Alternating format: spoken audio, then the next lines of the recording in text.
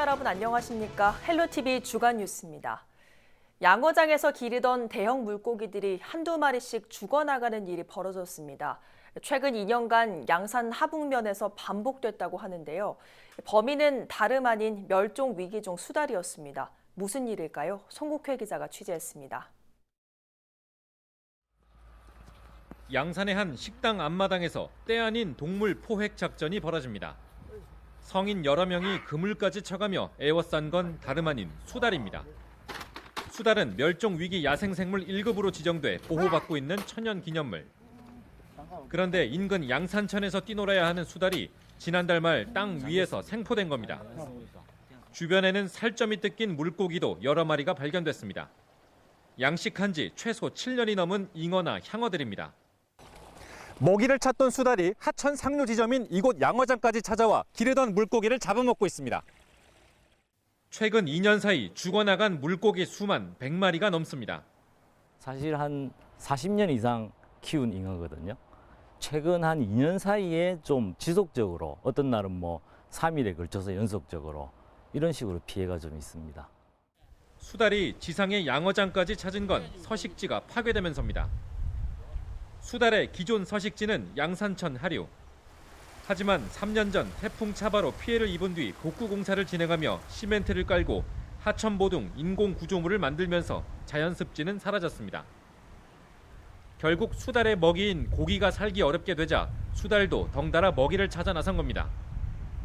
양어장이 피해를 보기 시작한 시기도 하천 복구 공사 기간과 맞물립니다. 하천 전체를 공사를 하다 보니까 서식지가 다 파괴가 됐습니다. 그게 어느 정도의 먹이 활동을 할 수 있는 상황이 돼야 되는데 양산의 한 환경단체는 하천 생태계를 고려하지 않은 공사가 원인이라며 멸종 위기종 보호 대책을 요구하는 의견서를 경남도와 양산시에 제출했습니다. 헬로티비 뉴스 송국혜입니다. 얼마 전 창원 주남저수지에서 천연기념물인 겨울철새 제두루미가 올해 처음으로 발견됐다는 소식 전해드렸죠. 이처럼 주남저수지는 천연기념물은 물론 겨울철새 도래지로 유명한 곳인데요. 하지만 주 서식 환경은 예전 같지 않다고 합니다. 공존을 위한 숙제, 구지은 기자가 보도합니다. 국내 최대 철새 도래지로 꼽히는 창원 주남저수지.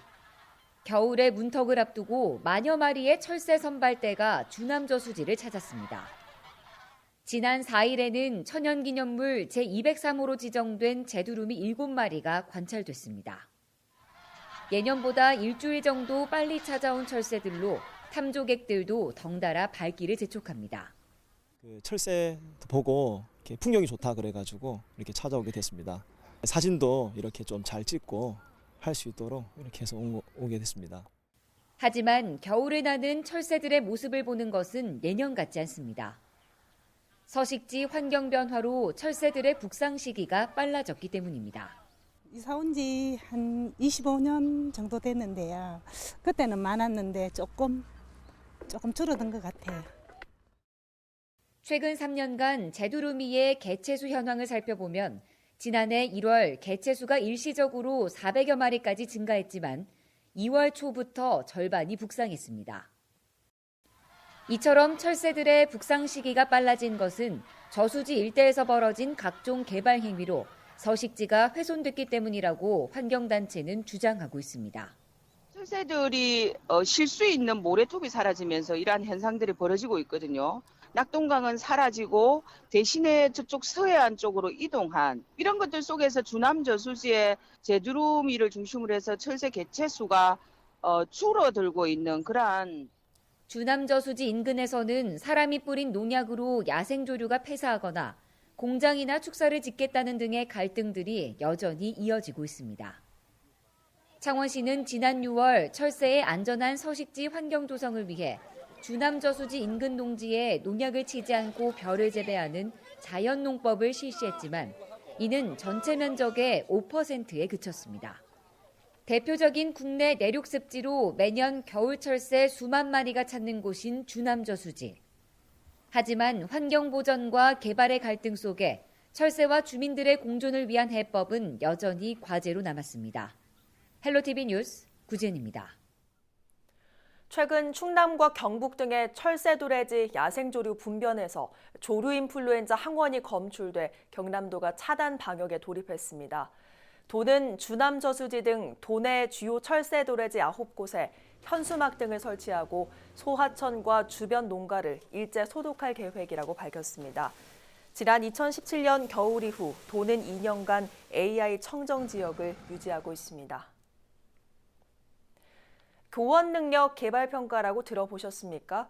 교원의 전문성은 높이고 공교육의 신뢰는 회복하겠다는 취지로 매년 학생과 학부모의 평가를 받는 제도인데요.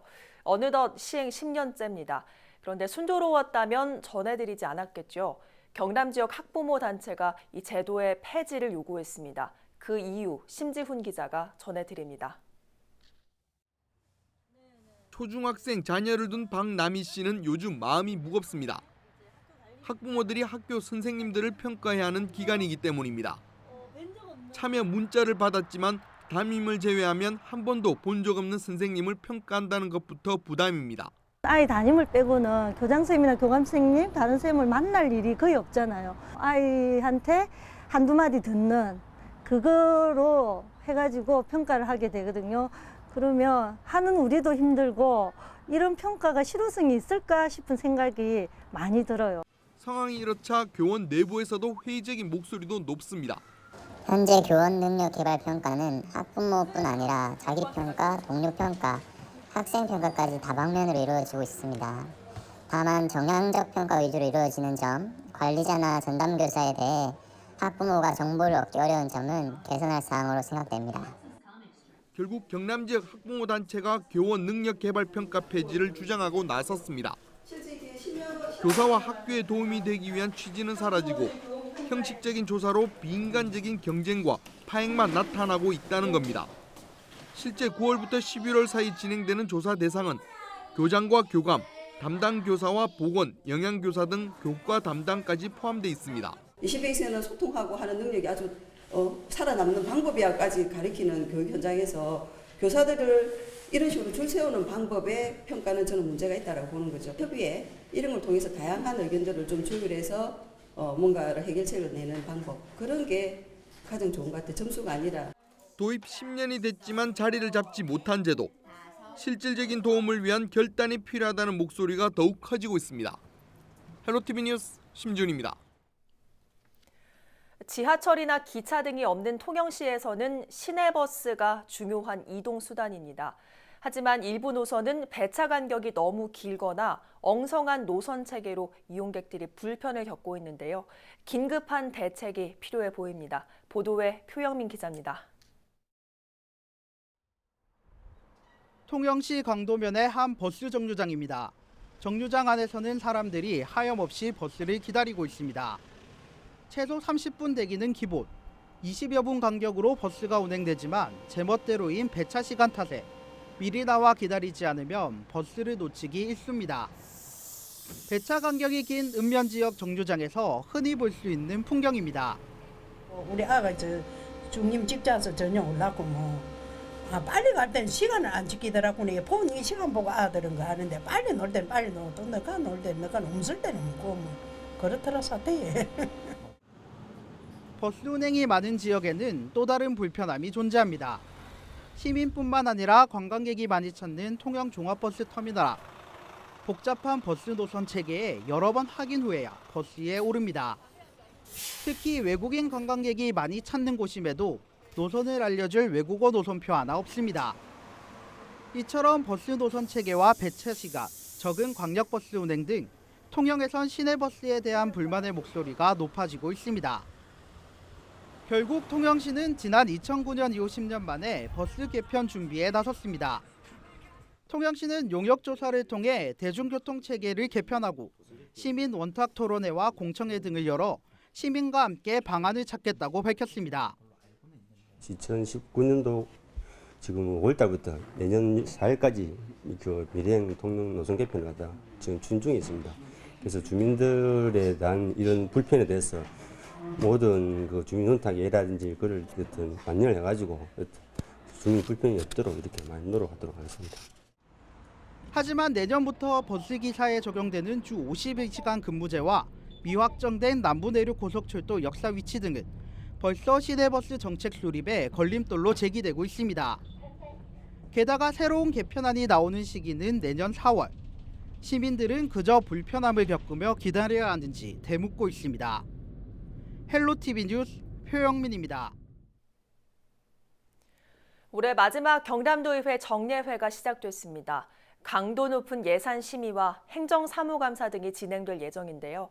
첫날 부마 민주항쟁 진상규명 촉구 결의안이 만장일치로 채택된 가운데 최근 논란이 되고 있는 마산 로봇랜드와 경남 인권보장 조례도 쟁점으로 떠오를지 주목됩니다. 김수정 기자입니다. 성원이 되었으므로 제368회 경상남도 의회 정례회 제1차 본회의 개의를 선포합니다. 장장 39일간의 올해 마지막 경남도의회 회기가 시작됐습니다. 내년도 예산과 행정사무감사 등이 진행되는 만큼 첫날 시정연설에선 예산에 대한 고심이 드러났습니다. 경남도의 내년도 예산 규모는 9조 4,748억 원.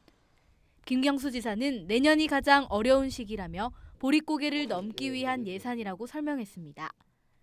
자신이 직접 민생을 챙기겠다고 밝혔습니다. 상황이 어렵다고 해서 도정이 손 놓고 가만히 두고 볼 수는 없습니다. 정책이 때를 놓치면 더 많은 재정을 투입하고도 효과를 내기 어렵다는 것을 지금 뼈저리게 느끼고 있습니다. 지방채를 발행해서라도 확장적인 재정 정책을 추진해야 하는 이유입니다. 경남도 교육청이 제출한 내년도 예산 규모는 5조 4,849억 원입니다. 박종훈 교육감은 다양한 교육 과정과 인재 육성을 위한 기반에 중점을 뒀다고 밝혔습니다. 이에 교육복지와 미래교육 테마파크 설립, 지방교육체 상환 등의 예산이 담겼습니다. 다양한 교육 과정 운영과 미래 역량을 갖춘 창의 융합 인재 육성에 필요한 교육 기반을 구축하는 데 중점을 두었습니다. 교육의 공공성을 높이고 미래교육 환경 조성과 안전한 학교 구현에 예산을 우선 배정하였습니다. 이번 행정사무감사에서는 최근 가결된 경남인권보장조례와 채무불이행 논란을 빚은 로봇랜드가 쟁점이 될 것으로 보입니다. 정례회에 앞서 그동안 경남인권보장조례를 반대해온 단체들은 기자회견을 열고 조례 폐지를 요구하며 청구서를 경남도에 제출했습니다. 도의회 정례회는 12월 13일까지 열립니다. 헬로티비 뉴스 김수정입니다. 경남의 미래 먹거리 산업 핵심, 바로 최근 착공한 밀양 나노 국가산단입니다. 이제 기업을 얼마나 유치하는지가 중요한데요. 먼저 밀양을 알리는 게 우선이겠죠. 밀양시는 밀양시와 경남도 주최로 7일부터 이틀 동안 열린 나노피아 산업전을 통해 홍보에 집중했습니다. 장보영 기자가 취재했습니다. 영하 78.5도, 드라이 아이스 위에 얇은 천을 올렸을 뿐인데 전혀 차갑지 않습니다. 300도 고온 위도 마찬가지, 약간 따뜻한 정도입니다. 영하 200도에서 최고 1300도까지 견디는 나노 기능성 섬유입니다. 지름이 10마이크로미터로 눈에 보이지 않는 미세먼지를 차단하는 방충망에서 전자파를 막는 필름, 커튼에도 나노 기술이 들어가 있습니다. 일상생활 속 나노 산업들이 한자리에 모였습니다. 지난 5년 동안 학술대회로만 열렸던 나노 컨퍼런스는 올해 처음으로 수출 상담이 가능한 기업 참여형 전시회로 확대됐습니다. 유관기관 12곳을 비롯해 국내외 47개 나노 관련 업체가 참여합니다. United States company, they are the most higher technology that we can find all over the world in nanotechnology. So I think that only here we can find very specific material like we are looking for, and I think it's perfect. 나노 국가산단 착공 이후 기업 유치에 열을 올리고 있는 밀양시는 이번 행사를 기회로 보고 있습니다.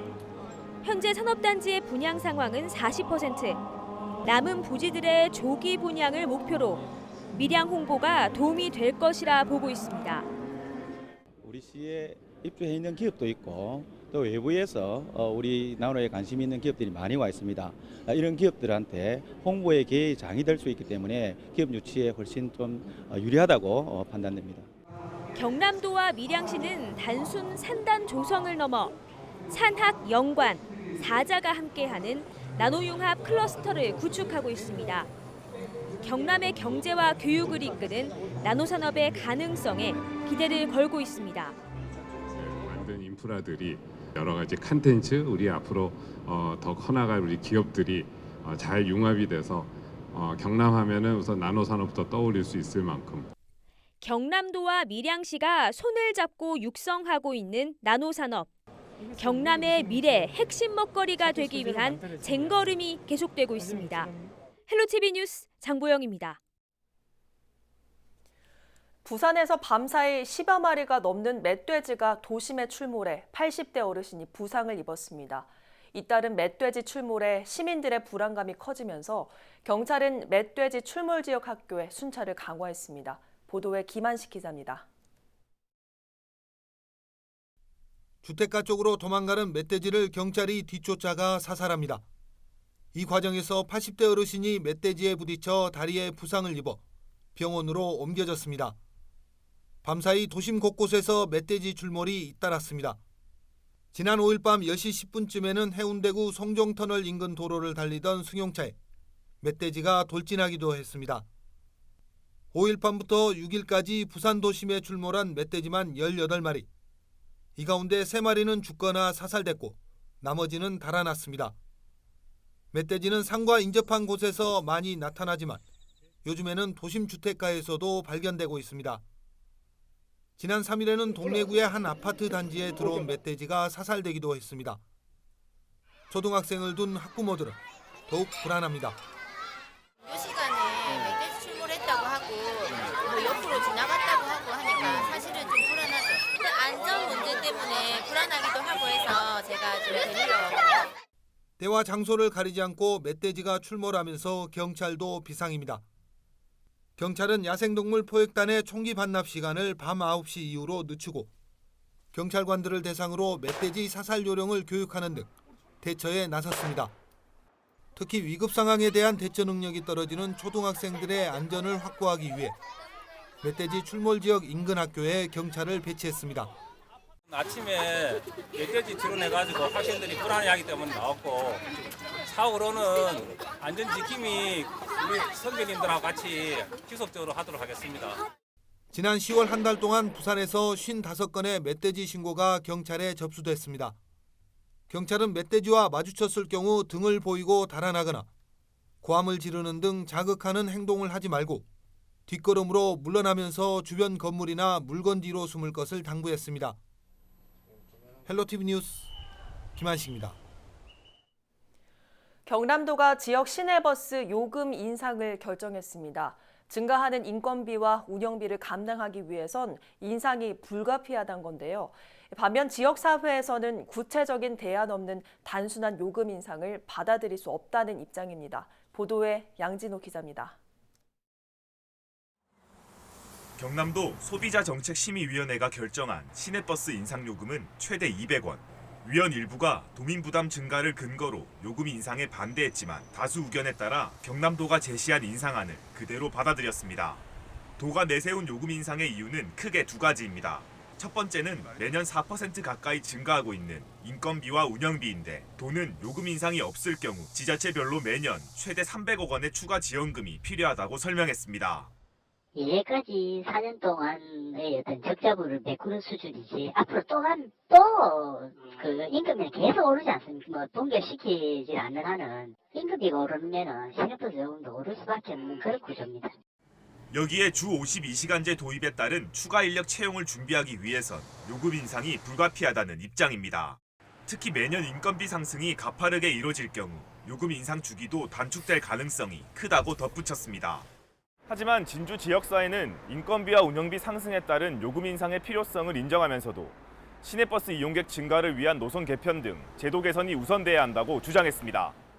특히 진주시민행동과 민중당은 지난 2017년 진주시의 잘못된 노선 개편으로 2년 동안 시내버스 이용객이 약 450만 명 감소했다며 요금 인상은 잘못된 행정의 결과를 시민들이 떠안는 것이라 설명했습니다. 현행 노선에 대한 전면 개편과 이용객 증가 정책 추진 등을 선행한다면 요금 인상률을 최소한으로 줄일 수 있다는 겁니다. 실제 진주시의 시내버스 이용객은 지난 2010년 하루 10만 명 수준에서 꾸준히 줄어 지난해엔 8만 명으로 내려앉았습니다. 지속된 이용객 하락이 버스 업체의 운영비 부담도 이어졌고 이는 다시 진주시의 지원금 증가로 연결되고 있는 모습입니다. 소위 시내버스 이용 활성화 정책을 하면 당연히 운송 수입이 늘어나면 그만큼 시군의 예산은 절감됩니다. 그러니까 이런 정책 수단과 결합하지 않고 매우 단순한 그리고 그것도 서민들의 호주머니를 터는 요금 인상이라는 정책 수단만 동원한다는 것에 대해서 매우 좀 아쉬움이 사실 있는 거고요. 지역민들의 반응도 부정적입니다. 특히 서비스 개선 없이 요금만 올라가는 것을 이해하기 힘들다는 반응이 많았습니다. 또 200원의 인상액이 지나치다는 의견도 있었습니다. 버스 요금도 이것도 많다 말다 맨날 버스로 타는데 버스로 한 번도 못 타나 하루 몇 번씩 타는데 5만 원 이어봐야 열애고만 딱 없어지더라고. 그러니까 버스 요금 올리면 안 돼. 요금이 인상되면 첫째는 시민들이 뭐 좋은 점이고 뭐고 나쁜 점 뿌이지. 오르면 남한 사람들이 하면 오리는 거기 좋아합니까? 일절 그러고 시민들 물가도 비싸서 그전 것도 만 원 가지고 가면은 여러 가지로 살 수 있어요. 요즘은 돈 2, 3만 원 해봐야 쓸 것도 없어요. 요금 인상이 불가피하다는 경남도와 제도 정비가 선행돼야 한다는 지역 시민사회. 양측의 입장차가 뚜렷한 가운데 요금 인상은 다음 달 경남도의 고시를 거쳐 빠르면 내년 1월 중 시행될 것으로 보입니다. SCS 양진호입니다. 고성군이 다음 달부터 경남 최초로 읍장 주민추천제를 실시합니다. 읍장 주민추천제는 주민이 직접 지역을 위해 일할 공직자를 결정하는 제도로 후보자가 발전 공약을 발표하고 심사위원회가 투표를 통해 읍장을 선출하는 방식입니다. 국내 가장 큰 규모로 알려진 창녕 퇴천리 토기 가마터 발굴 조사 현장이 지난 6일 일반인들에게 공개됐습니다. 공개된 가마터는 길이 15m, 너비와 깊이가 2.3m로 지금까지 확인된 가야토기 가마로는 국내 최대 규모입니다. 전문가들은 10여 차례에 걸친 토기 생산과 벽체 보수 등의 공정이 두께 1.3m의 가마 천정부 벽면에서 완전한 상태로 확인돼 가야시대 토기 가마의 구조와 생산 방법 등을 알 수 있는 획기적인 자료가 될 것으로 전망했습니다. 창원시가 불필요한 시책 폐지를 통해 36억 원의 예산을 줄이는 효과를 거뒀습니다. 창원시는 지난 8월부터 행정력 낭비를 줄이고 업무 효율성을 높이고자 부서별 자체 심사를 통해 22건의 시책을 폐지했다고 밝혔습니다. 주요 사례로는 온누리 상품권 법인 할인과 직원 소통 캠프 운영 등 유사, 중복 지원 시책이 대폭 정리됐습니다.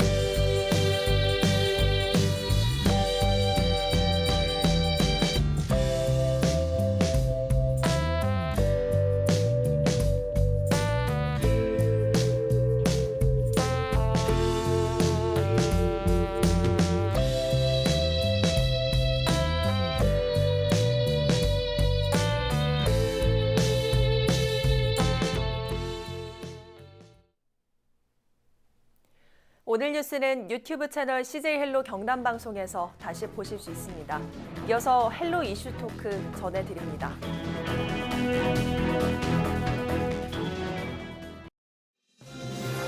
우리 지역의 이슈 콕 짚어봅니다. 헬로 이슈 토크.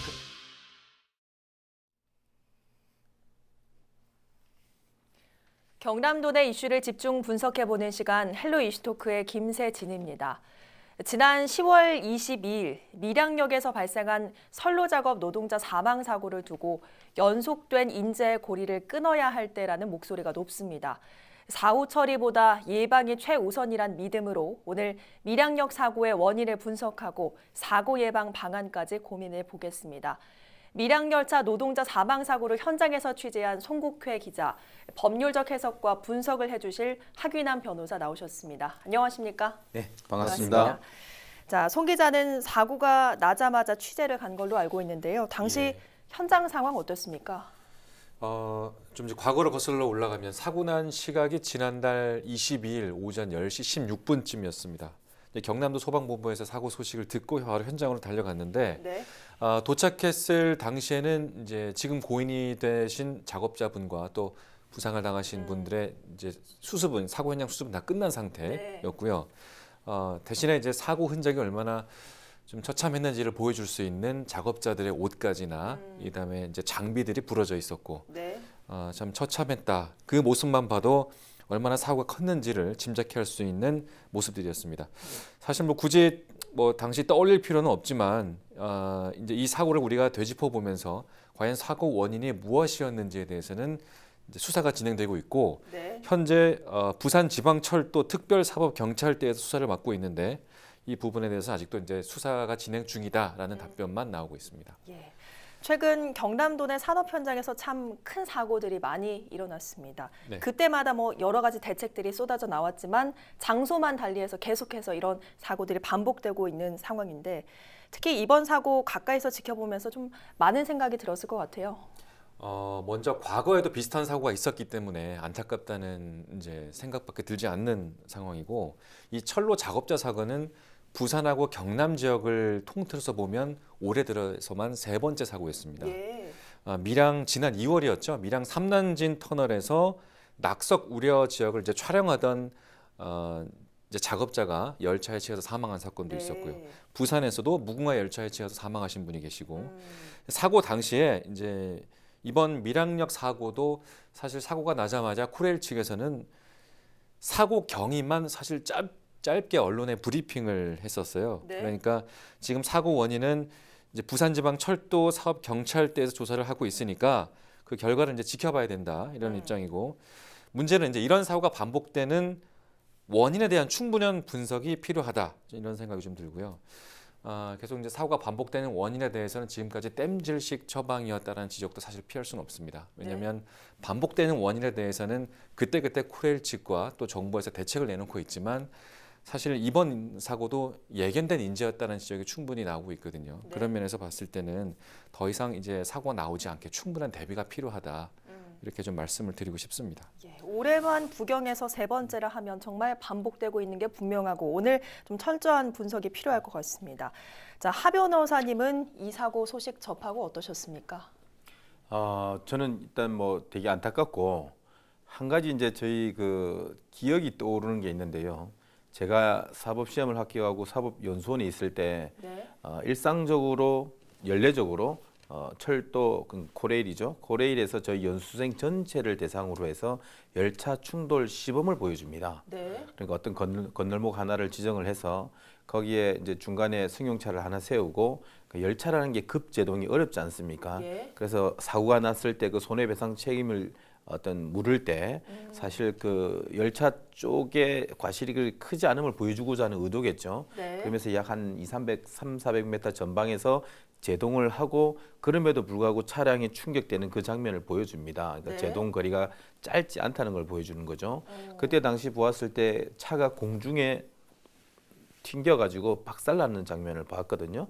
그래서 저희는 그때 그냥 하나의 퍼포먼스 또는 수업의 일환으로 보았는데 지금 이번 장면 같은 경우는 거기에 사람이 치였다는 거 아닙니까?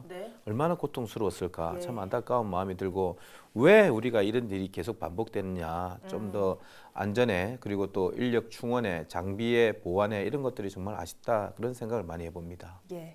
사실 아까도 말씀을 해주셨지만 인재라고 볼 수 있는 그런 부분이 있다라는 말씀 해주셨거든요. 아직 뭐 이번 사고의 정확한 원인을 조사 중이긴 합니다만 뭐 사건 현장이나 전후를 좀 취재할 때 이번 사고도 인재라고 볼 여지가 좀 있다고 보시는 거죠? 그런데 저희 이 상황에서 사고를 조사 중인 와중에 저희가 지금 나누는 이 대화들은 사실 이제 충분히 그런 정황이 있을 것이다라고 추정하는 거거든요. 네. 그러니까 쉽게 생각했을 때 열차가 가까이 접근했을 때까지 작업자들이 몰랐다는 것부터 사실 원인을 좀 찾아야 될 것 같아요. 네. 그러니까 왜 몰랐을까? 이제 신호수의 무전 소리를 정말 못 들었을까? 네. 아니면 못 들었다면 열차가 다가오는 것을 조금이라도 빨리 봤다면 철로 옆으로 급하게라도 피할 수 있지 않았을까? 네. 이런 이제 의문들이 나오면서 왜 이 사고가 날 수밖에 없었을까에 대한 이제 원인을 찾아 들어가는 건데 네. 지금 여러 가지 정황들을 보면 이 철도 사고가 발생했던 현장이 철로가 큰 커브를 돌면서 들어오는 지역이에요. 네. 그러니까 무전 소리가 정말 무전을 쳤다고 하더라도 무전을 못 봤으면 철로가 들어오는 거를 사실 보기가 쉽지 않은 구간이었다. 그러니까 안전 위험성이 상시적으로 조금 다른 지역보다는 컸던 곳이다. 네. 그러려면 안전 관리자가 최소한 한 명은 더 있어서 못 보는 거를 대비했을 때 알려주는 작업자가 더 있어야 되지 않을까? 네. 이런 이제 지적이 나오는 거죠. 그러니까 이러한 사고의 원인들을 종합적으로 봤을 때는 우리가 안전 관리나 감독하시는 또는 코레일 측에서 인명 피해를 줄이기 위한 최소한의 어떤 안전 장치가 있어야 되지 않냐 이런 면에서 봤을 때는 인재가 원인이다. 네, 이렇게 보고 있는 겁니다. 자, 얘기를 들어보면 결국은 선로 작업에 있어서 사고에 너무나도 좀 쉽게 노출되는 이런 취약점들이 분명히 있다고 좀 봐야 될 것 같아요. 그렇죠. 이제 사실 이 사고가 뭐 처음만 일어난 건 아니겠죠. 이 선로 작업할 때 그동안에 제기됐던 문제들이 왜 굳이 열차가 지나다닐 때 작업을 해야 되냐에 대한 이슈가 있었고 네. 두 번째는 신호수가 분명히 있지만 이거를 알리는 무전 장치에 대해서 이렇게 시끄럽게 작업을 하는데 무전 소리를 과연 들을 수 있을까라는 두 번째 문제. 그리고 안전 관리자가 지금 최소한 철도 노조 측에서 얘기하는 것은 최소한 작업자는 7명에서 8명이 있어야 되는데 이번 밀양역 사고 같은 경우에는 최소 인원이 관리자를 빼면 4명밖에 없었다. 그런 면에서는 인력도 부족하지 않냐 이런 내용이 나오는 겁니다. 네. 그러니까 이번 선로 작업 시의 사고에 대한 취약점을 물어보셨는데 다양한 이제 취약점들이 분명히 상존을 하고 있고요. 최근에 코레일 측이 이렇게 밝혔습니다. GPS를 이용해서 모바일 단말기를 현재 시험 운영 중이다. 이 네. 뜻이 뭐냐면 실제 무전 소리를 못 들었을 때 열차의 기관사와 작업자가 휴대전화로 알림 서비스를 이제 상시로 듣는 방식인데 이것도 2년 전에 나왔던 내용입니다. 네. 그러니까 이제 노조 측에서 얘기하는 것은 이렇게 시끄럽게 작업하는데 어떻게 수시로 핸드폰을 보면서 작업을 하냐, 그러니까 현실에 맞지 않는 정책 아니냐라는 지적도 나오고 있습니다. 예. 아무튼 이 사고의 원인을 제공한 상례 작업을 당분간 최소화하겠다 이런 입장을 한국철도에서는 조금 내놓고 있습니다. 이 상례 작업 금지라는 게 기존에도 있었던 규정이라고 하는데 왜 밀양역 이 부분에서는 적용이 되지 않았던 겁니까? 예, 우선 그 말씀드리기 전에 이런 철도 사고의 구조에 대해서 좀 알으셔야 될 것 같습니다. 네. 이 철도 사고라는 게 이 차들이 지나가잖아요. 근데 그 구간에서 작업을 해야 되니까 차가 지나갈 때 작업을 하게 되면 반드시 사고 위험이 있지 않습니까? 그래서 우리가 차를 막고 빈 채로 작업을 합니다. 이걸 이제 네. 상례 작업 금지라고 하는데 이런 사고 방지를 위해서는 그런 구조의 문제, 그냥 차 멈춰서 놓고 작업하면 사고가 안 생기잖아요. 네. 근데 그럴 수가 없어요. 우리 현대 교통사회, 물류사회에서는. 그렇기 때문에 그렇다면 그 현실을 인정한 상태에서 줄이는 것은 장비와 인력의 문제거든요. 네. 말씀하신 대로 신호수가 일하는 사람 따로, 감시하는 사람 따로, 그것을 전달해 주는 사람 따로 이중 삼중의 장치가 있고 또 더 나아가서 장비가 말입니다. 사람이 못 전해주는 것을 신속하게 인체에 반응할 수 있는 장비가 있었더라면 네. 이런 걸 좀 더 막을 수가 있었겠죠. 그래서 철도 노조도 그 기자회견을 열면서 예전에 노량진에서 이런 사고가 있었을 때 상례 금지, 차 지나다닐 때 작업하지 않겠다라는 약속을 했는데 현재 수도권만 지켜지고 있고 네. 우리 지역에서는 지켜지지 않고 있으니까 그것을 지켜라. 네. 그럼에도 불구하고 불가피하게 차가 다녀도 다닐 때 할 수밖에 없는 때가 있습니다. 왜냐하면 차를 멈춰놓고 하려고 하면 심야에 해야 됩니다. 그러면 심야에 늘 노동자를 투입할 수도 없고 네. 또 낮에 꼭 해야 되는 공사들이 있습니다. 그때 차를 멈춘다는 것은 수많은 승객들과 물류를 멈춰야 되기 때문에 안 되는 거거든요. 그런 경우에는 할 수 없이 추가 비용이 들더라도 안전장치와 장비를 보강했어야 되는데 네. 그런 게 안 됐으니까 노조도 코레일에 대해서 약속을 지키고 예산 타령하지 말고 인력을 보강하라 그런 네. 얘기를 하고 있는 겁니다. 예, 그러면 철도 노조에서 강력하게 지금 요구하고 있는 부분이 인력 충원입니까? 그렇죠. 방금 말씀드린 두 가지죠. 원래 약속했던 대로 차 다닐 때는 하지 않겠다는 상내 작업 금지를 이행을 지역에까지 하라. 네. 그게 아니면 불가피한 점이 있거든요. 그게 아니면 인력을 배치하라. 지금 같은 경우도 그렇습니다. 4명이 작업하고 1명이 받다 하거든요. 원래는 7명이 들어가야 돼요. 네. 4명이 작업을 하고 차량이 오는 곳에서 멀리서 보는 보초가 1명 있고 그 보초의 신호를 볼 수 있는 현장에서의 그거를 이해할 수 있는 서로 쌍방의 신호를 받을 수 있는 신호수가 2명이 있어야 되고 네. 그리고 그 신호수와 현재의 작업 즉 공정을 전체적으로 관리 감독하는 감독자가 있어야 되는데 네. 요 사항 같은 경우 작업자 4명하고 신호수 1명만 있었던 거예요. 그 신호를 여기 전달할 사람도 또 그 전체를 관리 감독할 사람도 없으니까 멀리서 차가 온다는 걸 본 그 신호수가 여기 전달하려고 무전을 했겠죠. 근데 네. 작업을 매진하다 보면 안 들리잖아요. 네. 근데 급하게 달려오는 그 순간에 이미 차는 와버려 있으니까 이런 상황이 생기는 거죠.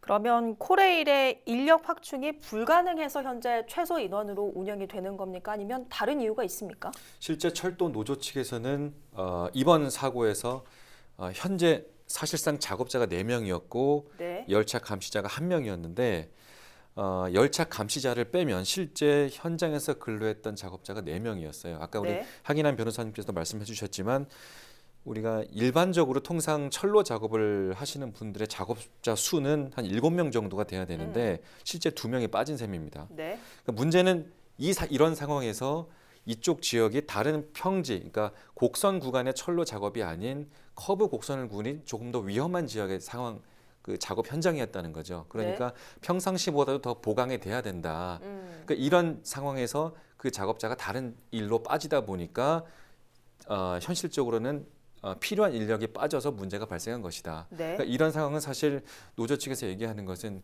그동안에 우리가 꾸준히 제기했던 인력 보강의 문제가 사실 나오는 겁니다. 그러니까 필요했던 인력이 다른 쪽으로 빠지지 않고 더 위험한 구간에서는 더 작업을 보충을 해서 일할 수 있는 구조를 좀 만들어 달라.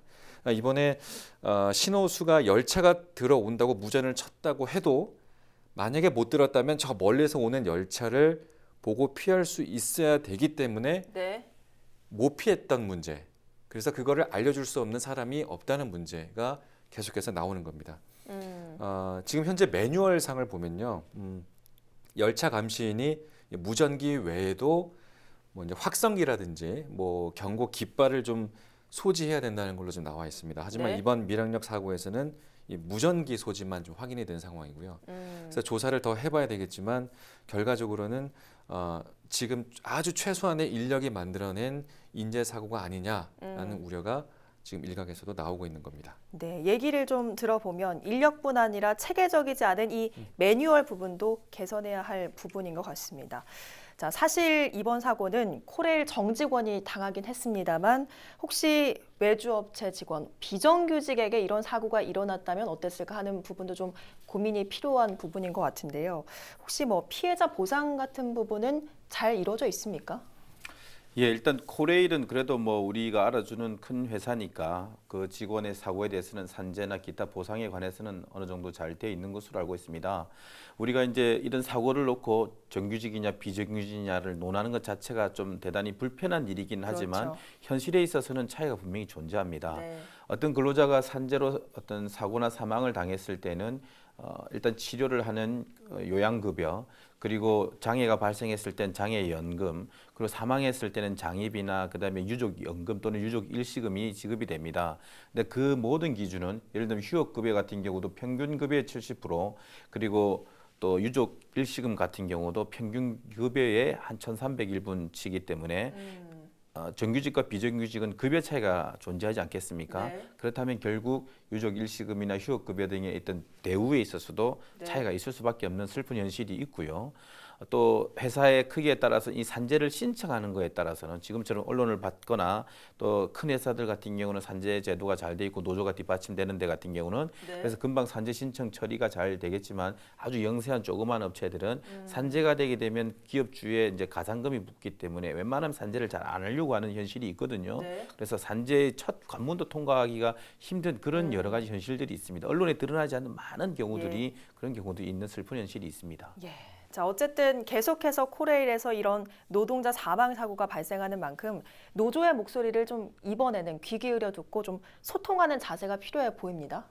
저는 이번에 이 사건을 보면서 결국 이 사건 책임 때문에 거기 본부장하고 또 관련 간부 공무원들이 직위 해제를 당했거든요. 맞습니다. 그래서 문책을 할 수밖에 없겠죠. 근데 이 사고로 인해서 코레일이 입은 이미지 실추는 엄청나지 않습니까? 저는 차제에 좀 이렇게 뭐랄까 이런 것이 하나의 대응 비용이다. 감수하는 안전 감수 비용이다라고 생각을 좀 해야 될 것 같아요. 군대하고 똑같아요. 우리가 군대에 비싼 전투기나 비싼 많은 인력들을 대비를 하지만 전쟁 안 나면 어떻게 보면 그냥 헛쓰는 거잖아요. 언제 있을지 모르는 걸 위해 쓰는 거잖아요. 지금 같은 경우 이번 사고도 그래요. 4명이 일을 하고 양 보초가 서 있고 그것에 대해서 디렉터가 있으면 이런 일을 2중, 3중으로 막을 수가 있잖아요. 그리고 첨단 무기를 하듯이 만약에 신체에 물리적으로 차가 가까이 한 100m 이내에 접근한다는 것을 만약에 전체에 진동되는 어떤 벨트만 차고 있었어도 금방 피할 수가 있지 않았겠어요. 그런 장비를 구입하는 그런 인력을 보충하는 것이 안전 비용으로 우리가 감수해야 되는 비용이라는 생각의 전환이 좀 있었으면 좋겠다라는 생각이 들고 특히 이번 밀양 같은 경우는 이 곡선 구간이잖아요. 여기가 시속 130km 달리는 구간이란 말이에요. 밀양이 하루에 열차가 130회 운영해요. 첫 차가 5시 48분, 막차가 10시 반이에요. 130번이 운행하고 1시간당 8번, 약 7분마다 한 대씩 옮겨가요. 차가 이동하거든요. 그 사이에서 왔다 갔다 작업하려고 하는데 과연 한 명의 감시자로 그게 되겠냐고요. 적어도 이런 구간에 관해서는 인력 확충을 해야 되는 좀 인식의 변화가 있었으면 좋겠습니다. 자, 얼마 전 국정감사를 통해서 철도 안전 문제가 지적된 바가 있습니다. 그렇지만 한 달도 채 안 돼서 이런 사고가 터진 건데 자, 이번에는 철도 노동자 안전 지침이 좀 법적으로 마련될 기회라고 봐도 되겠습니까? 그렇죠. 우리 사회에서 이 안전의 문제는 계속적으로 얘기가 되고 있지 않습니까? 그래서 작년에는 산업안전보건법이 대폭 개정되기도 했고 감정 노동자들에 대해서는 그것에 대해서 내가 이 작업에서 벗어날 수 있게 해달라는 요구권도 주어졌고 또 아주 급박한 위험이 있을 때는 근로자가 그 작업장을 사용자의 어떤 지시 없어도 스스로 회피하거나 이탈할 수 있는 제도도 부여했습니다. 그렇지만 아직까지도 오늘 이번 사건 같은 경우도 딱 봤을 때 이 작업자가 모자르면 나 이 상태로는 위험해서 안 되겠다라고 근로자가 거부할 수 있는 어떤 거부권 또는 보완 요구권이라는 제도가 있었으면 더 낫지 않았을까라는 생각이 들고 그것이 사실 몇 해 전에 입법 논의가 있었는데 아직까지 그것까지는 들어가지가 않았어요. 그래서 앞으로는 우리가 근로자가 준비하지 않으면 사용자가 준비하지 않으면 근로자가 거부할 수 있는 이 논의까지도 좀 더 나가야 되는 그런 제도 개선이 있었으면 좋겠다 생각이 드네요. 오늘 나온 열차 사고 예방에 대한 여러 부분을 좀 짚어봤는데요. 정리를 좀 해주시죠. 일단 사실 열차 사고가 반복되지 말아야 된다는 이제 의견은 다 동일한데 중요한 건 사고가 터지고 나서 이 대책을 얼마나 빨리 조기에 신속하고 정확하게 세우느냐 그리고 국민적인 공감대를 빨리 만들어 나갈 수 있느냐가 중요할 것 같아요. 일단 코레일 측이 이번 사고가 터지면서 아까도 얘기가 나왔지만 고위 간부 4명을 직위 해제를 하고 비상 경영체제에 돌입한다고 일단 밝힌 상황입니다. 문제는 이게 과연 경각심을 가지고 더 이상 사고가 일어나지 않게 충분한 대비를 하겠다는 의지로 읽히는지에 대한 부분은 코레일이 지금 앞으로 내놓은 대책을 봐야 신뢰가 좀 생길 수 있는 부분인 거고 두 번째는 지난 9월이었죠. 작업자와 열차 간의 이 안전 양방향 시스템을 한번 이제 제대로 시행을 안 했다는 감사원의 지적이 있었습니다. 그래서 계획은 세워놨지만 실행이 부족하다 이런 지적이 있었기 때문에 정확한 대책도 필요하고 빠른 실행도 중요할 것으로 보인다 이렇게 판단이 됩니다. 네, 알겠습니다. 더 이상 인재로 인한 안타까운 노동자의 사망 사고 소식이 없길 바라면서 법과 제도적 장치가 하루빨리 제대로 마련되길 기대해 보겠습니다. 오늘 헬로 이슈토크 여기서 마칩니다. 함께해 주신 여러분 고맙습니다.